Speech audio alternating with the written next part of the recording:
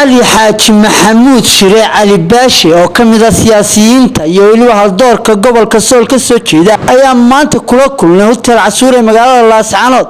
halkaas uu iga waramay safar uu ku weheliyay wasiirka beeraha Jamhuuriyadda Soomaaliland ay ku tageen gobolada galbeedka Jamhuuriyadda Soomaaliland iyo waliba waxyaalaha uu ku soo arkay isagoo ugu baaqay bulshada gobolada Sool iyo Sanaag iyo Togdheer inay beeraan dhulkooda si ay kordhiyaan wax soo saarka dalkooda. waxaan sii raacay oo fursadaas ii sahlay wasiirka beeraha iyo agaasimaha guud ee beeraha anigana waxay ahayd wax weyn oo sahan baan ahaayo waxa meesha lagu beero iyo sida loo beero iyo dadka beeraya sahan baan ahaa si aan u keeno gobolada xoolo dhaqatada u badan ee bariga meesha waxaan ku soo arkay dad tabcanaya run ahaantii aad u tabcanaya waliba meel adag oo boora dhexdooda oo dooxyadu maraan oo beerihi ay dooxyadu kala tageen oo challenges badan dhibaatooyin badan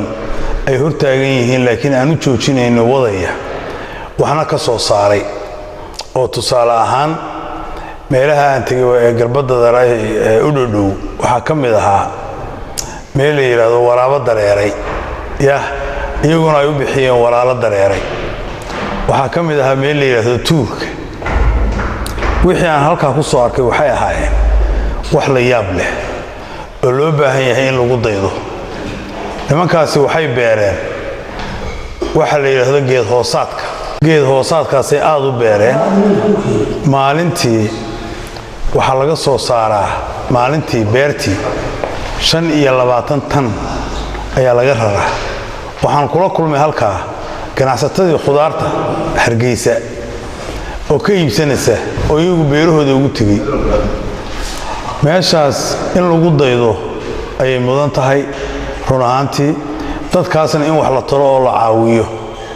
oo maadaama siyaasadda dawladdan cusub ay tahay inay wax soo saar iyo inaan la soo baxno wixii aynu u baahnayn inaan la soo baxno ay tahay in laga faa'iideysto iyagana loo faa'iideeyo oo ay soo saaraan wixii quudka ahaa ee dibadda ka keenanay xaggan bariga waxaan leeyahay ku dayda run ahaantii ku dayda oo si wacan ugu dayda oo wax ka barta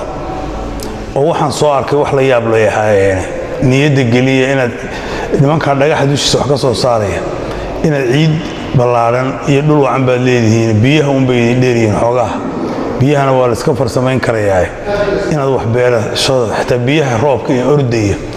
ayaa la qaban karaa wasiirka cusub biyuhuna kulli taa xiigan buu yahay oo doonaya inuu qabto waa ka wada hadalnay waa ka sheekaysanay taana waxaan oran lahaa